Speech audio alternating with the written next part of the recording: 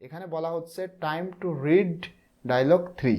এখন ডায়লগ 3 পড়ার সময়। এর পূর্বে অলরেডি আমরা ডায়লগ 1 এবং ডায়লগ 2 পড়েছি।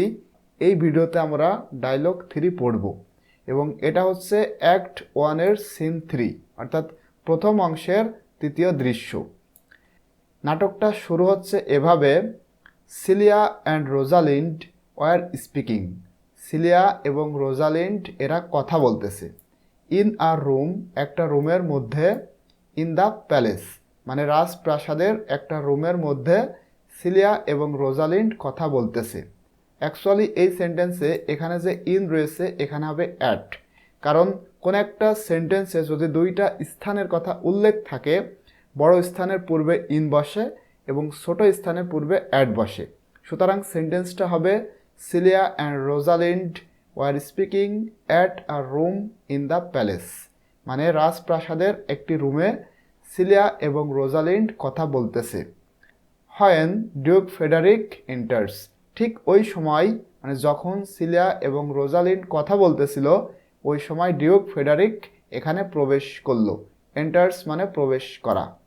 প্রবেশ করে ডিউক ফ্রেডারিক বলতেছে টু রোজালিন্ড। এখানে টু রোজালিন্ড বলতে ডিউক ফ্রেডারিক রোজালিন্ডকে লক্ষ্য করে বলতেছে, you must leave this place at once. At once মানে এক্ষুনি, অবিলম্বে তোমাকে এই জায়গাটা ত্যাগ করতে হবে। মানে ডিউক ফ্রেডারিক রোজালিন্ডকে বলতেছে এক্ষুনি তোমাকে এই জায়গা ত্যাগ করতে হবে। You will die if you stay. তুমি যদি ত্যাগ না করো, মানে এখানে যদি তুমি থেকে যাও তাহলে তুমি মরবে, মানে তোমার মরণ হবে। এই কথাটা ডিউক ফ্রেডারিক রোজালিন্ডকে বলল। যখন ডিউক ফ্রেডারিক এই কথা রোজালিন্ডকে বলল, সেই সময় রোজালিন্ড বলতেছে, হোয়াই আঙ্কেল, কেন আঙ্কেল, কেন আঙ্কেল আমাকে এখান থেকে যেতে হবে, না হলে কেন আমাকে মরতে হবে। আই নেভার, আমি কখনোই, নট ইন মাই থট, আমার চিন্তায়ও আনিনি, মানে আমার চিন্তার মধ্যে এমন কোনো কিছু নাই। Did anything to offend your highness. এখানে হাইনেস বলতে আপনার সম্মান বা আপনার মহামান্য, অর্থাৎ সে, অর্থাৎ রোজালিন্ড এখানে বলতেছে যে কেন চাচা, আমি কখনোই আমার ভাবনায় নয়, মানে আপনার মহামান্যকে আঘাত করার জন্য আমি কিছুই করিনি, তাহলে কেন আমাকে মরতে হবে এবং কেনই বা আমাকে এখান থেকে চলে যেতে হবে। এই কথাটা রোজালিন্ড ডিউক ফ্রেডারিককে বলল। যখন রোজালিন্ড এই কথাটা বলল তখন ডিউক ফ্রেডারিক বলতেছে, অল ট্রেটর্স। ট্রেটর্স মানে বিশ্বাসঘাতক। All traitors speak as if they are innocent, মানে সমস্ত বিশ্বাসঘাতক এমনভাবে কথা বলে যেন তারা নির্দোষ। I do not trust you, আমি তোমাকে বিশ্বাস করি না। লিভ অ্যাট ওয়ান্স, সুতরাং এক্ষুনি তুমি এখান থেকে চলে যাও। এই কথাটা ডিউক ফ্রেডারিক রোজালিন্ডকে বলল। এরপরে যখন ডিউক ফ্রেডারিক এই কথাটা রোজালিন্ডকে বলল, ডিউক ফ্রেডারিকের মেয়ে সিলিয়া, সিলিয়া হচ্ছে ডিউক ফ্রেডারিকের মেয়ে এবং রোজালিন্ড হচ্ছে ডিউক ফ্রেডারিকের ভাইয়ের মেয়ে। সিলিয়া তখন বলতেছে, you can not do this father, মানে সিলিয়া তার বাবাকে বলতেছে তুমি এটা করতে পারো না। Rosalind and I are like sisters. Rosalind এবং আমি বোনের মতো, মানে আমরা দুইজন একেবারে বোনের মতো, সুতরাং তুমি এটা করতে পারো না। I can not live without her company. Company মানে সঙ্গী। এখানে সিলিয়া বলতেছে যে আমি হার, এখানে হার বলতে রোজালিন্ড।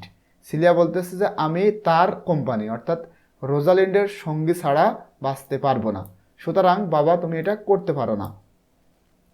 যখন সিলিয়া তার বাবাকে এই কথা বলল, ডিউক ফ্রেডারিক তখন বলতেছে, ইউ আর আ ফুল, মানে তুমি একজন বোকা।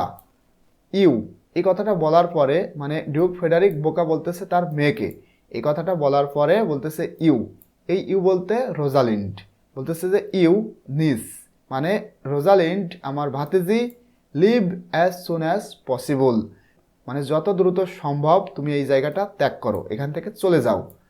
ইফ ইউ স্টে, যদি তুমি থেকে যাও, ইউ ডাই, তুমি মরবে বা মারা যাবে।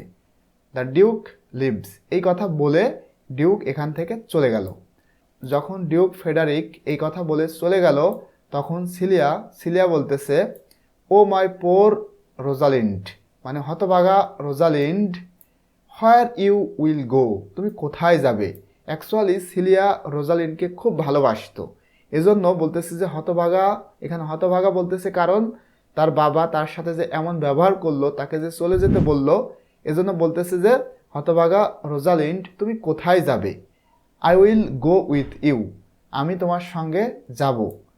We will seek my uncle in the forest of Arden.